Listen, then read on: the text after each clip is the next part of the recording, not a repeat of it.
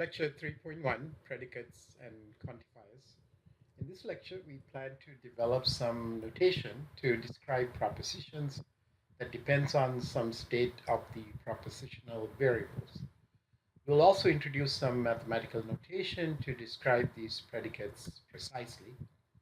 In this section, we will introduce sort of more powerful type of logic called predicate logic.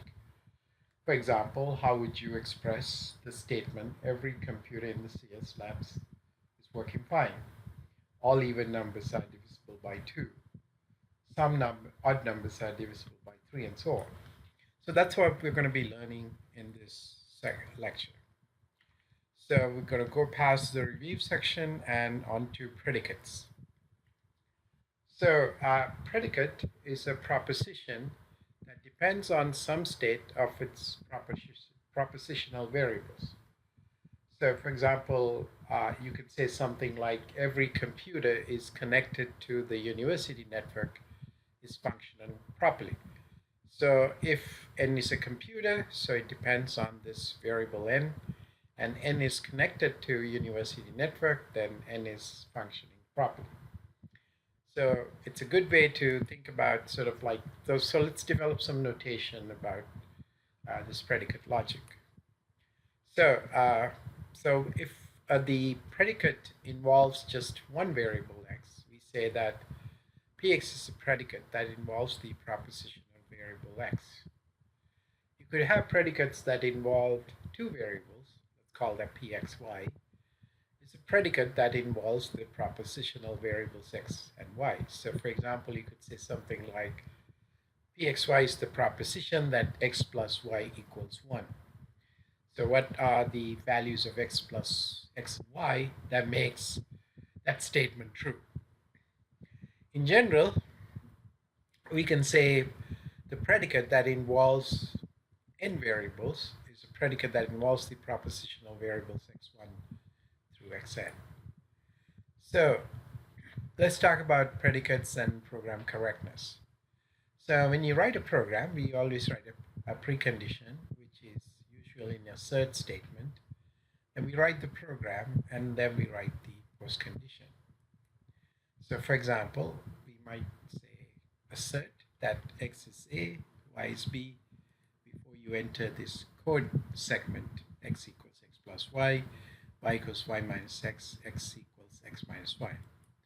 So one might say that a predicate, a postcondition, would be that what are the new values of x and y after you properly execute this condition.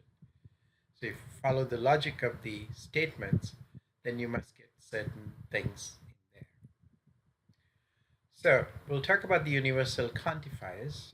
So many mathematical statements assert that a property is true for all values of a variable in a particular domain called the domain of discourse, or the universe of discourse. For example, you can think the domain of discourse is the integers.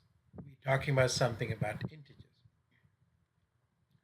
So we'll talk about that as just the domain. It's like a domain of function. So such a statement is expressed using universal quantification. Universal quantification px for a particular domain is the proposition that asserts that px is true for all values of x in this domain. For example, you can say px is a proposition that depends on some values in the domain of x. So let's say x can be all prime numbers, or x can be all integers, or x can be all even integers. The meaning of the universal quantification px changes when we changes the domain. So if you have a domain integers or domain real numbers, we might make some other meaning out of this universal quantification. So how would one define a universal quantification? So universal quantification of px is the statement of the form px is true for all values x in the domain. We use the notation for all x px, which is the same as saying px is true for all values in the domain. So this symbol is called the universal quantification. We read for all x px is true as for all x px, or for every x px is true. So if you want the px negation of this statement, then you might find some x where px is false. So that we can call it a count example for that. So for example, we can say px is for all even integers. 2 is a factor of x. So we can show that p2, p4, p6, this is true. We can ask the question, is this true for all even integers? So existential quantification of px is the proposition that there exists some element x in the domain such that px is true. In this case, we don't have to show for all x px is true. We just find something where px is true. So we use the notation there exists x px for the existential quantification of px. So for example, you could say something like there exists a student x in CS205 who's already taken a discrete math in high school. So doesn't mean that every student in CS205 has taken discrete math, but there exists one student, perhaps more, that has taken discrete math in high school. So let's take a look at this workshop where determine the truth value of each of these statements if the domain consists of all integers. So in this case, we have to remember that all integers means integers that are positive and negative. So in this case, we claim that for all integers n plus 1 is greater than n. You might find this statement to be true for all the integers n. So A is true. Now, if you look at B, this says that there exists n such that 2n equals 3n. So is there such an n exist? We know that this is only true if n equals 0. If n equals 0, 2n equals 3n. Therefore, there exists n, that n which is equal to 0 is true. There exists n such that n equals minus n. This is also true because if n equals 0, which includes our domain, that this statement is also true. Here we claim that for all n, 3n is less than 4n. So is this true for all n? Well, I guess if you take a negative number, like n equals, say, 2, then negative 2, so 3 times 2 is negative 6, and 4 times 2 is negative 8. Now, obviously, negative 8 is less than negative 2, negative 6, and therefore this statement may not be true. The quantifications for all, and they exist, have higher precedence than logical precedence, than operators from propositional calculus. For example, you say for all x px or qx, you must consider the universal quantifier for all x first. So this is the same as saying for all x px is true and qx.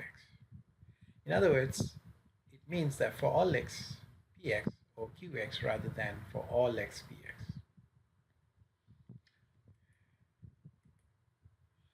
Logical equivalences involving quantifiers, statement involving predicates, and quantifiers are logically equivalent if and only if they have the same truth value no matter what predicates are substituted.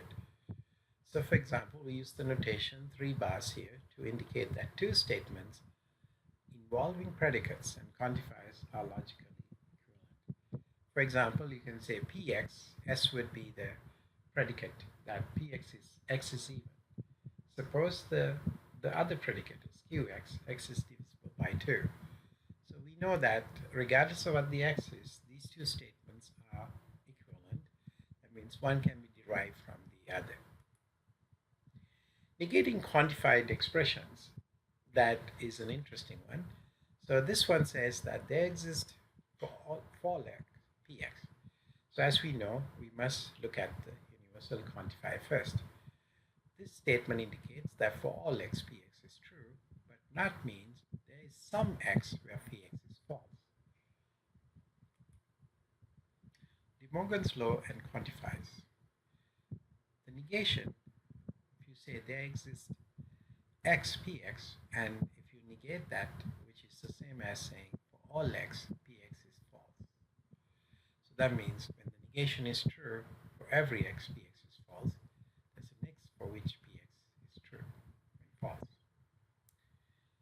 If you interpret this, this one says for all x px, yeah, it's negated.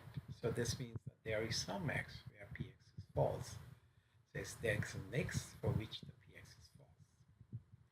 So the negation of that would be px is true for every x.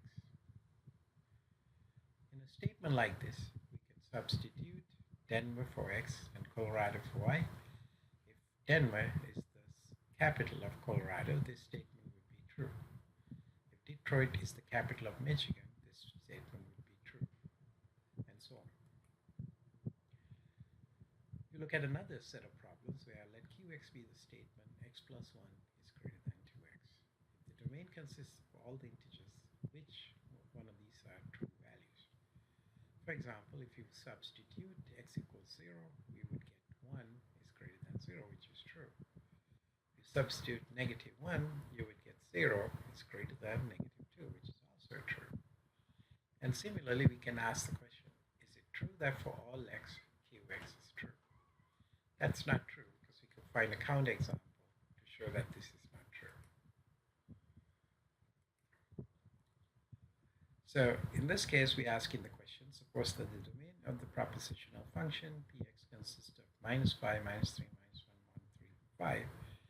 Express these statements without using quantifiers. So if you say there exists x such that px is true, what we are saying is either p negative 5 or p negative 3 or p negative 1. One of them is true, so we could use we could replace there exists with that. The b says for all x px is true. This means p negative 5 and p negative 3 and p negative 1, p1 and 3 and p5 are true. Similarly, we can look for other things.